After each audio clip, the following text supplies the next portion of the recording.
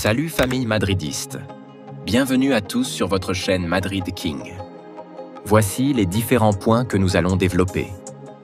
Le retour de Achraf Hakimi au Real.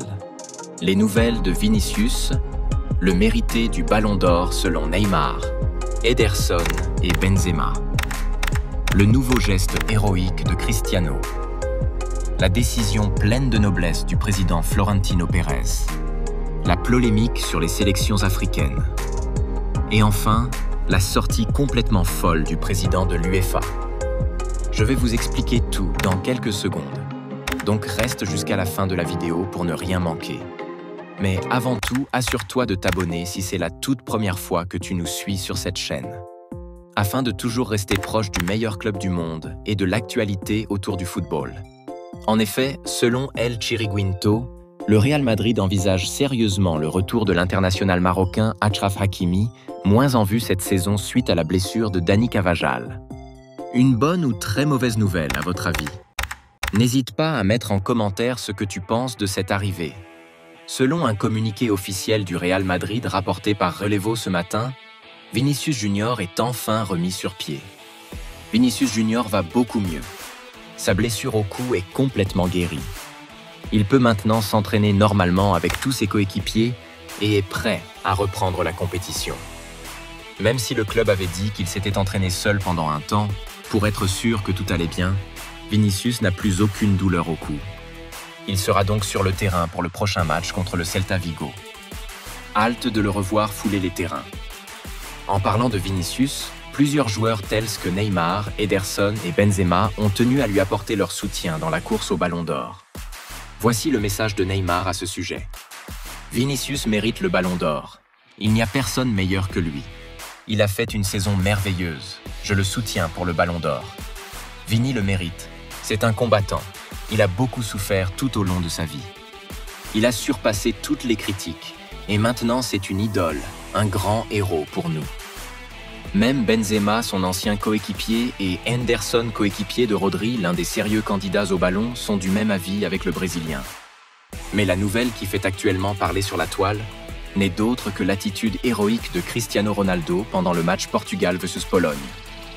En effet, hier soir, Cristiano Ronaldo a repoussé la sécurité pour qu'un envahisseur de terrain, fan du Portugais, puisse prendre un selfie avec lui. Un geste qui n'a pas laissé les internautes indifférents.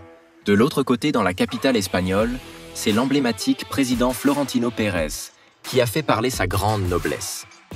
En effet, Florentino Pérez, avec une humilité qui force l'admiration, a déclaré que le stade du Real Madrid ne porterait pas son nom et qu'il restera à jamais le stade Santiago Bernabéu, en hommage à celui qui a tant fait pour le club.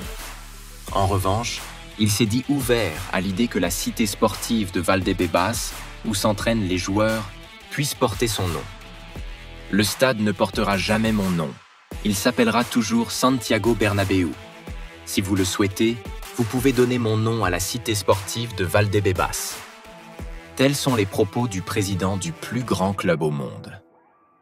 Un geste qui témoigne de son amour profond pour le club et de son respect pour l'histoire. Alors que plusieurs joueurs et clubs montent désormais au créneau et se plaignent du calendrier FIFA, le président de l'UEFA, Ceferin, fait une sortie complètement folle en répondant aux plaignants. En ces mots, « Les joueurs se plaignent du calendrier. Qui se plaint? Ceux qui ont des salaires plus élevés et ceux qui ont 25 joueurs de haut niveau. Ceux qui gagnent moins et n'ont que 11 joueurs ne se plaignent pas et aiment jouer. Êtes-vous du même avis que le président de l'UEFA? Dites ce que vous en pensez. Et nous allons terminer sur ces images qui n'honorent pas le continent africain. Plus les années passent, et toujours les mêmes attitudes. En effet, pour leur match retour, la sélection ivoirienne a été plongée dans le noir sans électricité et privée d'entraînement Sierra Leone. Ce n'est qu'après une longue négociation avec le gouvernement sierra-léonais qu'elle a pu obtenir une séance d'entraînement tardive. Et là, n'est rien comparé au calvaire vécu par la sélection du Nigeria qui a vu l'avion qui transportait les joueurs détourné. Voici le message du capitaine de la sélection nigériane, qui a même refusé qu'ils n'iront pas au match. Nous avons gardé le moral, mais ce ne sont pas des conditions que nous accepterons si elles sont délibérément imposées. Voyager par la route n'est pas sûr ici, et vous pouvez imaginer comment ils nous traiteraient à l'hôtel ou la nourriture qu'ils essaieraient de nous donner. C'était amusant avant, mais en tant qu'équipe, nous nous respectons et dans ces conditions, nous ne jouerons pas. Merci pour votre fidélité et bon début de semaine à tous.